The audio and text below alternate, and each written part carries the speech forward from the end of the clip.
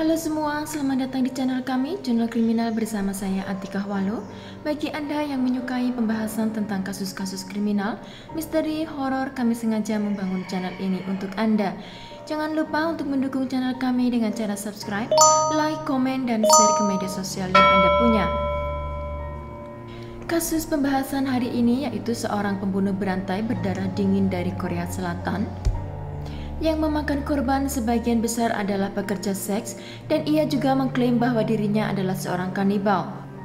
Bagaimana kisah selengkapnya? Setelah yang berikut ini.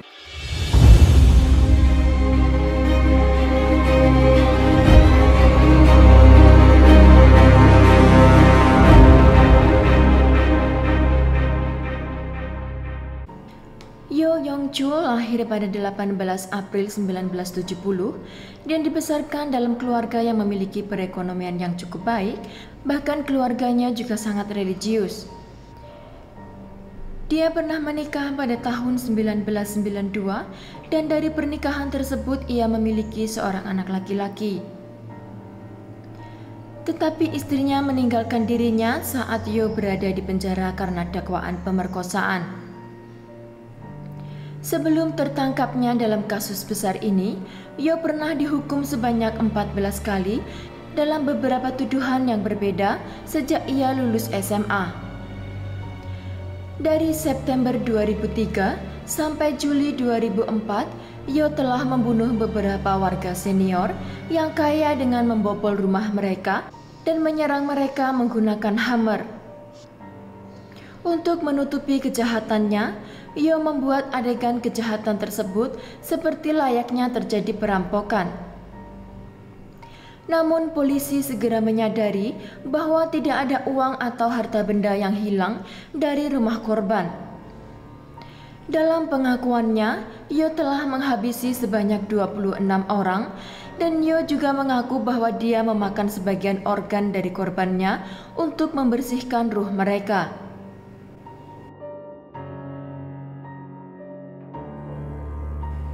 Pada tanggal 24 September 2003, Yo membunuh sepasang suami istri yang telah lanjut, pensiunan seorang guru di kota Sinsadong, Seoul, di mana kota itu adalah kota yang dihuni oleh orang-orang terkaya. Yo membunuh mereka dengan cara memukulinya dengan hammer hingga tewas. Di dalam rumah korban tidak ditemukan banyak bukti, tetapi polisi menemukan bekas tapak sepatu di tempat kejadian.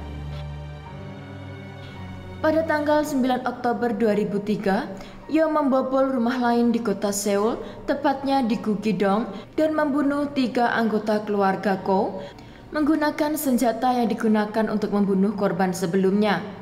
Saat Ko Jung Wong pulang ke rumah dan mengetahui bahwa keluarganya telah menjadi korban pembunuhan, ia langsung menghubungi polisi. Ibunya ditemukan di depan pintu masuk, istrinya ditemukan di ruang dapur, sedang anak laki-lakinya ditemukan di lantai atas rumahnya. Dari tempat kejadian itu, polisi hanya menemukan bekas sepatu yang sama dengan kasus pembunuhan di Sinsadong.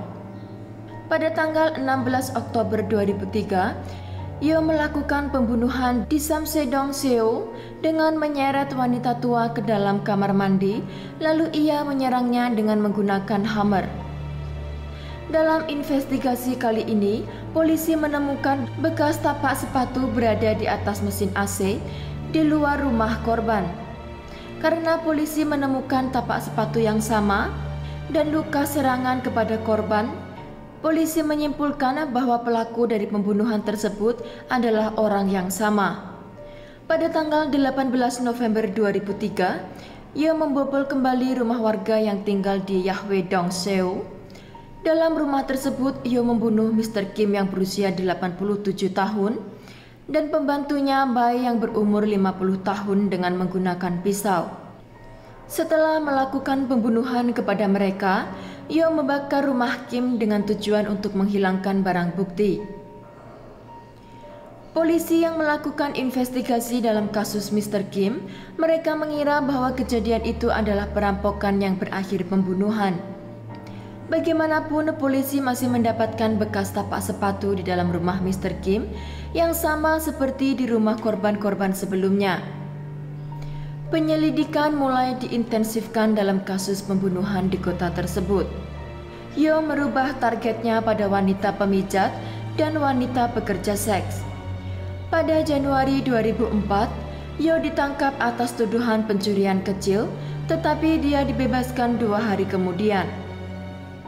Mulai 2004, Yo memanggil pekerja seks untuk datang ke studio apartemennya di wilayah Seoul Barat.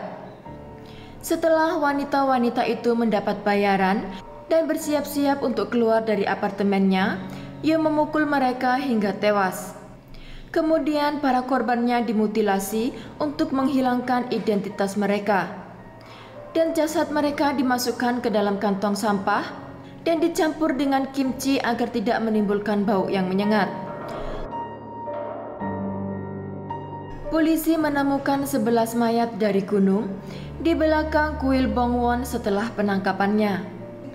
Pada interogasi awal, Yo hanya mengaku membunuh 19 orang.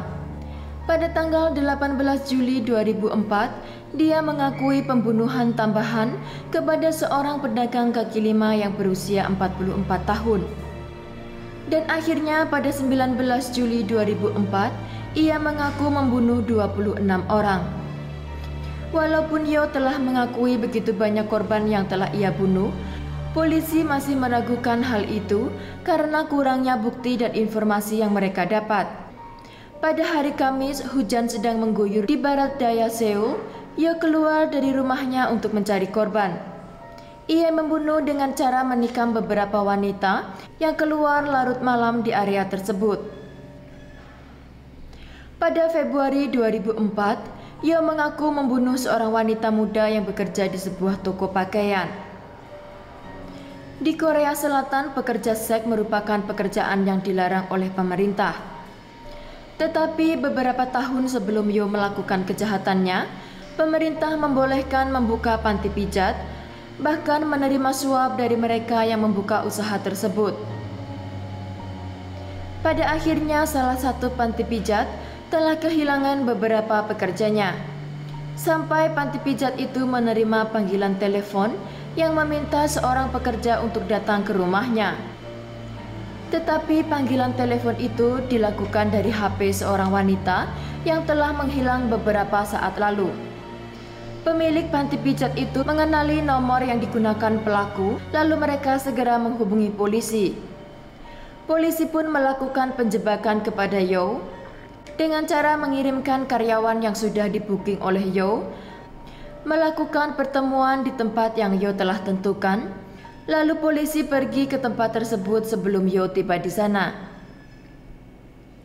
Pada saat pertemuan mereka di sebuah taman Hanyang dekat University, Yo mengatakan kepada wanita tersebut untuk pergi dengan alasan karena dirinya terlalu tinggi.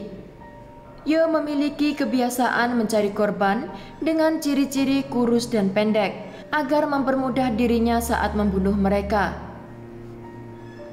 Tidak lama kemudian, Yo menelpon kembali panti pijat agar mengirimkan wanita lain ke Anyway untuk menemuinya.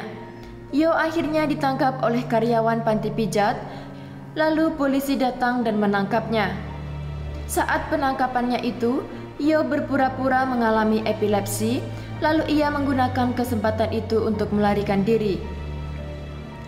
Namun 12 jam kemudian, Yo kembali tertangkap. Salah satu ibu korban yang bernama Imun Dong bergegas ke arah Yo dengan payung ketika ia dibawa di kantor kejaksaan pada bulan Juli. Wanita itu berteriak bahwa anak gadisnya seharusnya masih hidup jika polisi menangkapnya lebih awal. Tetapi seorang polisi yang mengawal perjalanan Jo menendang wanita itu hingga jatuh terguling di tangga. Dan itu mendapat banyak protes dari warga dan juga media. Lalu polisi meminta maaf atas kejadian tersebut dengan alasan bahwa tangan petugas sedang sibuk menahan Yo. Motif Yo dari kejahatan itu diungkapkan di depan TV sambil ia berkata wanita tidak seharusnya menjadi pelacur, dan orang-orang kaya seharusnya tahu apa yang telah mereka lakukan. Setelah penangkapannya, polisi menggeledah isi dari apartemen milik Yo. Ada beberapa spekulasi bahwa dia menonton beberapa film sebelum melakukan aksinya, termasuk film Public Enemy, Very Bad Things, dan Normal Life. Yo kemudian mengaku terinspirasi dari pembunuh berantai yang bernama Jong Du-yong, yang telah membunuh 9 orang terkaya di Busan dari tahun 1999 hingga tahun 2000. Tentang motif dia membunuh orang kaya, jaksa mengatakan itu disebabkan oleh permusuhan yang berawal dari kemiskinan pada masa kecilnya. Dan motif Yo membunuh banyak wanita bekerja seks, jaksa mengatakan karena kebenciannya berasal dari kekasihnya yang pergi meninggalkan dan mengkhianatinya. Maka itu dia menargetkan wanita-wanita yang memiliki profesi seperti kekasihnya terdahulu untuk membalas dendam. Menurut seorang psikolog yang memeriksa kejiwaan Yo, dia mengatakan bahwa Yo tidak memiliki gangguan kejiwaan, melainkan dia memiliki gangguan antisosial, di mana seorang menciptakan kepercayaannya sendiri berdasarkan ketidakpercayaan terhadap norma dan sosial. Polisi mengklaim bahwa mereka tidak memiliki banyak bukti atas pembunuhan yang Yo lakukan, tetapi Yo menjelaskan dan mengakui semuanya. Dan akhirnya pada tanggal 6 September 2004, Yo menolak untuk membela diri dan memboikot persidangan berikutnya. Lalu ia memilih meminta maaf kepada keluarga korban. Namun persidangannya terus berlanjut 2 minggu kemudian. Di dalam persidangan, Yo menyerang 3 hakim ketua. Lalu di persidangan berikutnya pada tanggal 4 Oktober 2004, ia mencoba bunuh diri malam sebelumnya. Dan di persidangan dia juga menyerang seorang penonton yang mengutuk perbuatannya. Jaksa akhirnya meminta hukuman mati, dan Yo berterima kasih kepada mereka karena dia sudah merasa sangat lelah. Kalaupun dia hidup, dia tidak akan bisa berhenti untuk membunuh orang karena kebenciannya terhadap kehidupan ini. Yo akhirnya dijatuhi hukuman mati pada tanggal 13 Desember 2004. Banyak menimbulkan konflik saat hukuman itu dijatuhkan kepadanya, karena belum pernah ada kasus sebelumnya pembunuhan hingga mendapatkan hukuman mati. Namun pengadilan distrik pusat di Seoul mengatakan pembunuhan sebanyak 20 orang belum pernah terjadi sebelumnya di negara itu, dan kejahatan itu sangatlah serius. Hukuman mati tidak dapat dihindari untuk Anda mengingat rasa sakit yang luar biasa kepada keluarga korban dan seluruh masyarakat. Sekian kasus hari ini, jangan lupa tinggalkan like dan komen. Jika Anda tidak keberatan, klik tombol subscribe untuk mendukung channel kami. Sekian, terima kasih dan sampai jumpa di kasus berikutnya.